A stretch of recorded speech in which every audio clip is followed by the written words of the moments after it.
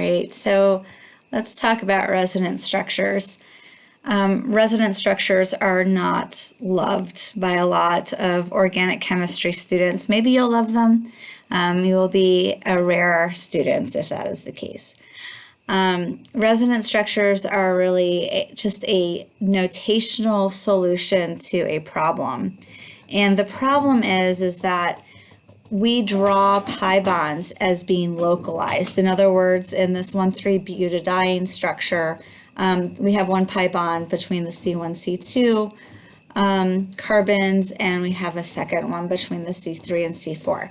And this is a problem because when we look at this bond length, we find that it's actually shorter than a normal single bond is. And what that suggests is when we look at the p orbitals, that actually the p orbitals between the carbon 2 and carbon 3 are sharing some of the electron density. So it's not that we really have a double bond here and a double bond here. It's more like we have a double bond here, kind of part of a double bond here, and then a double bond here.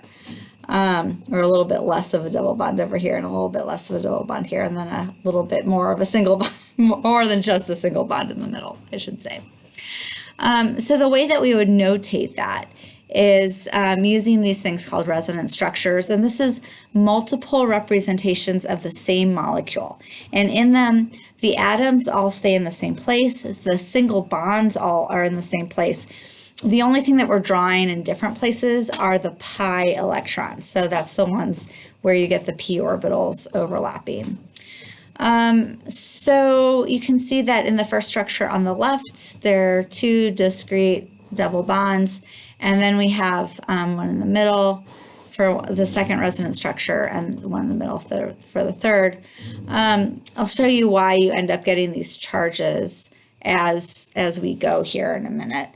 But these double-headed arrow in between the three structures indicate that these are all resonance structures of the same molecule. And they're just showing the way that the electrons or the pi electrons are spread out over the molecule. So here's another example of how a single Lewis structure is just wrong, and so he needs some way to fix that. Here it looks like, again, like we have a double bond here, a double bond here, a double bond here. So that means that we should have 3 short, strong double bonds and 3 longer, weaker single bonds. But that's not what we see. We actually see that all the bonds are identical. And so it's like the electrons are just spread out. Spread out, the fancy word that we use for spread out is delocalized. So one way you could draw it is just with these dotted lines, but it turns out that instead we usually just draw these resonance structures that all describe the same benzene ring.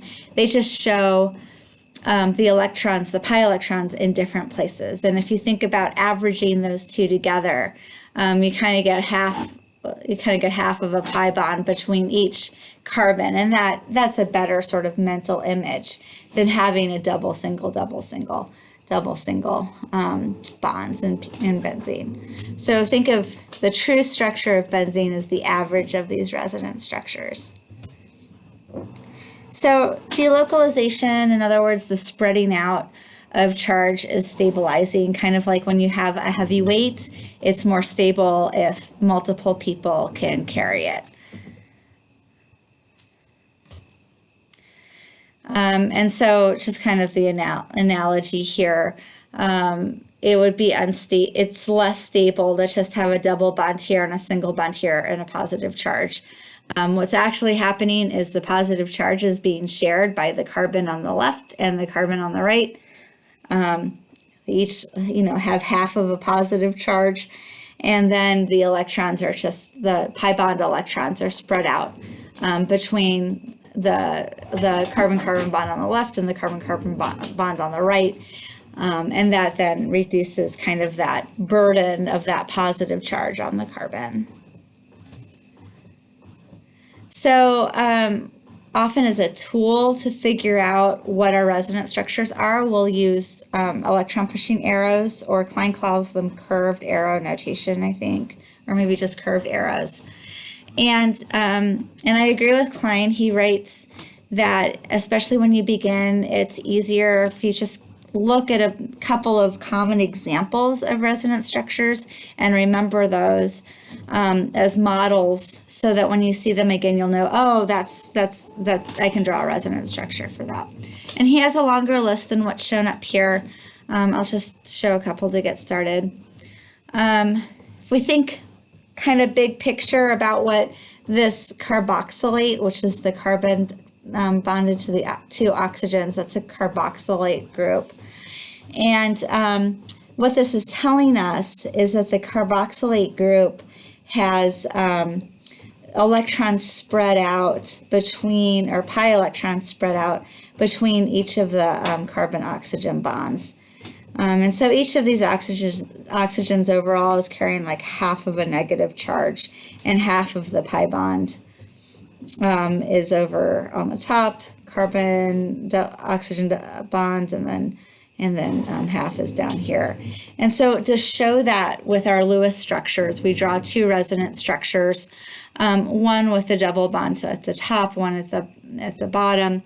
And to kind of figure out where the electrons are and what they're doing is the lone pair of electrons here. We're showing, we start at the, we put the tail of our arrow at the lone pair, and we show that becoming a double bond, which is what we see here on the right.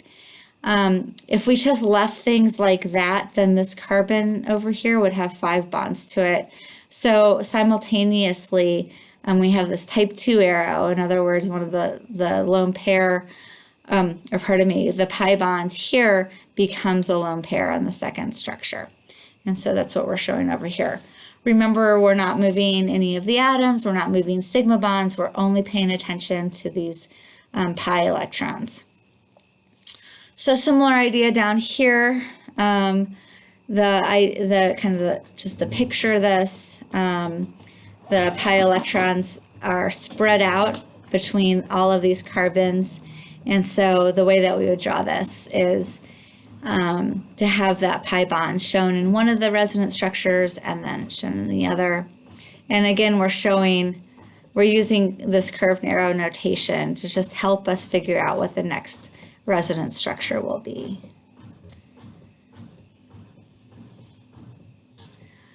So some resonance structures are more important than others, and what that means is that some resonance structures are more stable than others, and then those more stable, more important resonance structures contribute more to the average structure. So it's like there's a weighted average. But the not important ones end up telling us something about the structure anyway. So for instance, here at the top, the more important resonance structure is the one where there's not charge separation. That's contributes more to the average structure. Nonetheless, this positively charged carbon really determines the structure, determines the reactivity of this carbonyl. And indeed, we'll see that a nucleophile, which is negatively charged, will form a bond with this positively charged carbon when a carbonyl undergoes reaction. So resonance structures in which every atom has an octet are more stable. So the one on the right is more stable, contributes more. Over here on the left, this carbon does not have an octet. So it's called a carbocation, and it contributes less to the structure. And finally down here, it's more stable to have a negative charge on an electronegative element. So this one's going to contribute more to the structure. I think that is where we will wind up with resonance structures.